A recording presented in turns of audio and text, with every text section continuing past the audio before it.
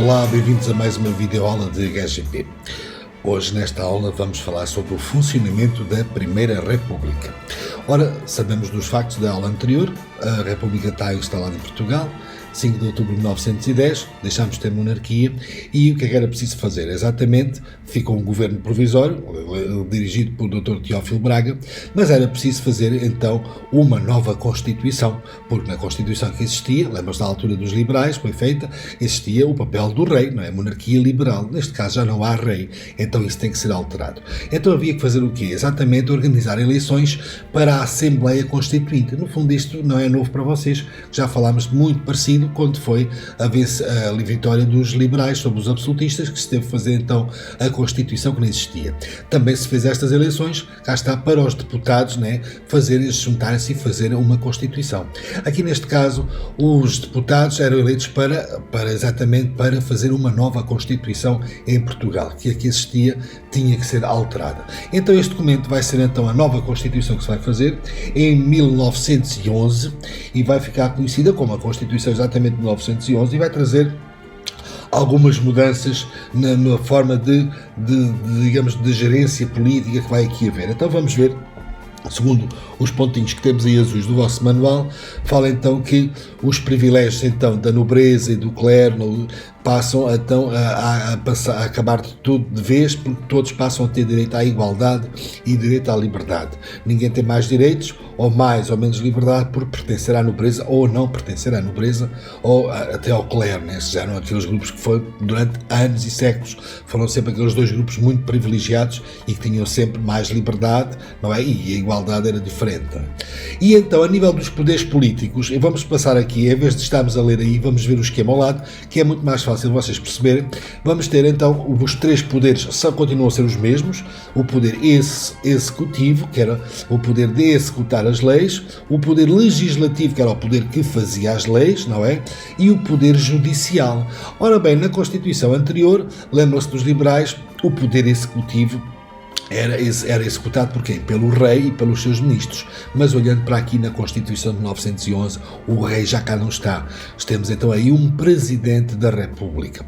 E então como é que era isto? Como é que era escolhido o presidente da República? Que em relação a hoje, e que temos esse esquema por baixo, em relação ao nosso ano, para a nossa atualidade, é diferente. Mas vamos ver em 1911 como é que isto se procedia. Então os cidadãos, vejam aqui, os cidadãos iam eleger o Parlamento, ou seja, iam escolher os deputados que iriam fazer estas leis, que iam ter o poder legislativo de fazer as leis. E depois os deputados entre si, não eram os cidadãos, atenção, sublinho, não eram os cidadãos que escolhiam o Presidente da República, eram os deputados. Os cidadãos só escolhiam os deputados que estavam candidatos para a Assembleia, no fundo, a Assembleia da República. E estes cidadãos, cuidado, diz aqui dentro do balanço, super importante, eram quem podia votar, escolher estes deputados, eram os cidadãos que fossem maiores de 21 anos ou mais, e que fossem chefes de família, não é? Há mais de um ano e tinham que saber ler e escrever. Vejam que isto era muito limitativo, não é? Porque havia muitas pessoas, já as mulheres não eram contempladas, já iremos ver. Só os homens podiam votar e tinham que saber ler e escrever e tinham que ser chefes de família e ter mais de 21 anos ou 21 anos.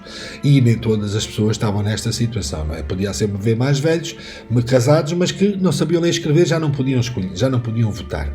E depois, voltando aqui ao esquema, os deputados depois é que iam escolher o Presidente da República, vejam bem, era o Presidente da República, ou seja, os candidatos a presidentes eram decididos pelos deputados e não pelos cidadãos. Hoje não, hoje sabemos que não é assim. Depois, o Presidente da República, depois de estar escolhido, era o Presidente da República que iria escolher o governo, a pessoa que iria, o governo, ou seja, as pessoas que iriam governar o país. Os tribunais, ou seja, julgar quem não cumpre a lei, que é o tal poder judicial, estava aqui independente. Isso aí, os tribunais é que julgavam quem não cumpria a lei. Agora, esta parte aqui, o esquema era exatamente assim. Os cidadãos, nem todos, podiam escolher os deputados e depois os deputados é que escolhiam o Presidente. Por sua vez, o Presidente escolhia depois o Governo. Ora, aí em baixo vemos aqui no esquema que a divisão de poderes, apesar de estar aí a falar em 2016, ou no ano em que estamos, é perfeitamente idêntico e continua a ser assim.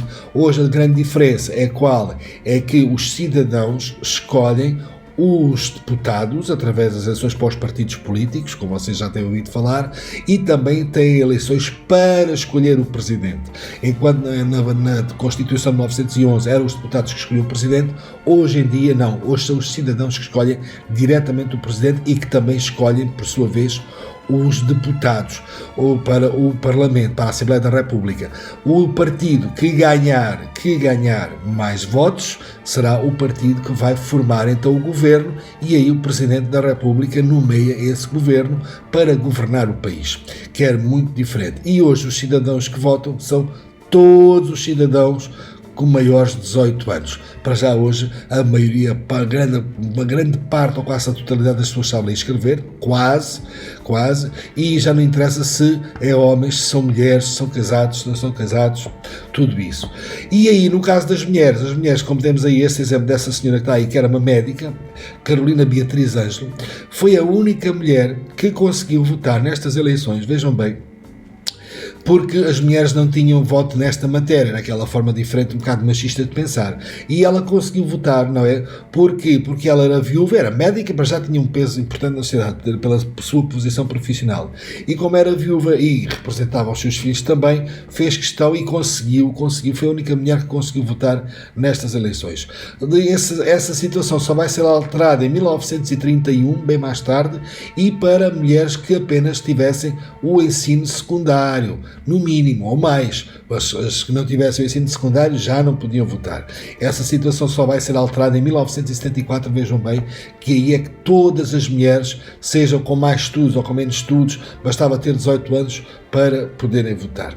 Ou seja, qual é a diferença então exatamente que está aqui a falar no vosso manual entre na altura a Constituição de 1911 e agora a nossa atual, que é de 76, com muitas revisões. O que é que vai acontecer é exatamente este sufrágio, ou seja, o direito de voto, que as pessoas votam, escolhem o Presidente da República com um mandato limitado. Atenção, o Presidente da República tem um mandato apenas de 5 anos, pode voltar a candidatar-se e ser reeleito novamente, mas o mandato dele são apenas 5 anos, e para também os deputados, neste caso para o governo, temos um mandato limite de 4 anos atualmente. Depois voltam-se a fazer eleições e são as pessoas que escolhem, e quem terá mais votos assim vai ficar com esse cargo. Espero que tenha sido claro, que tenham gostado da aula. Na próxima, vamos ver o que é que a Primeira República vai fazer de diferente, ou o que é que ainda não tinha sido feito que a Primeira República vão fazer, ou seja, os republicanos. Espero-vos na próxima aula para irmos descobrir.